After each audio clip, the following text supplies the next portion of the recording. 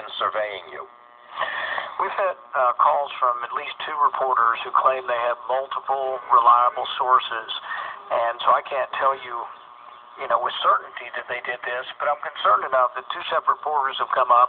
I also know of one other senator who now has verification that he was spied upon, and so, yes, I am very concerned that it could happen, but I'm also concerned not just for my sake. I'm not too worried about my sake, but I'm worried about America in general, that millions of Americans could be caught up. I'm worried that they took someone like General Flynn, and whether you like him or don't like him, what they did was illegal, and they destroyed a man.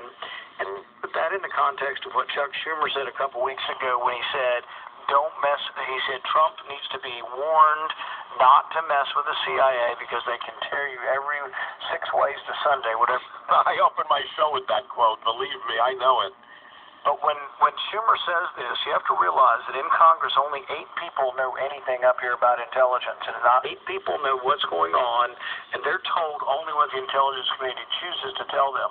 The intelligence communities have enormous power, and if they can take down a General Flynn by listening to his phone calls and then finding out if he had made a contradiction to someone and then hoisting him on his own petard, what can they do to an average person? What could they do to somebody that they decided to destroy?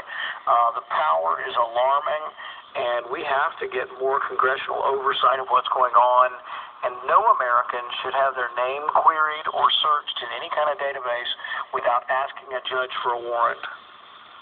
Senator Paul, should, in your opinion, a special prosecutor be appointed to investigate the possible surveillance crimes of the Obama administration? The thing is that this is why we probably need someone that we all can trust at the head of the FBI. These are normally, investigations come from the FBI. They may be directed from the Department of Justice. Ultimate decision to indict comes from the Department of Justice. But the one thing about special prosecutors, these things go on for years and years and years. I'm not real excited about them for any reason, even for something that I want to investigate, because it depends on the personality. You get a personality of somebody who wants to make a name for themselves, and it becomes more about them, enriching or making themselves famous than it comes about the truth. I don't know. I'm not really excited about a special prosecutor, but I do want to get to the bottom of it. And I've written the White House, and I've written both Intelligence Committee, and my understanding is, I thought I might be stonewalled at first, but my understanding is I will get an answer. There's something called a Gates notification that if any member of Congress is listened to, they're supposed to have a record. But apparently, they don't. If it happens, they don't volunteer it to you. You have to go looking and hunting and ask the right question to get it. But to my mind, they shouldn't be listening at all. If a member of Congress, the examples I know were members of Congress talking to Prime Minister Netanyahu, and that was from a couple years ago. But member of Congress may have a different political position towards Israel than the president, and we shouldn't allow the president to listen in on those conversations. And I have a feeling that the Obama administration did politicize this stuff. I think I have no problem believing that Susan Rice was involved with unmasking people for political purposes.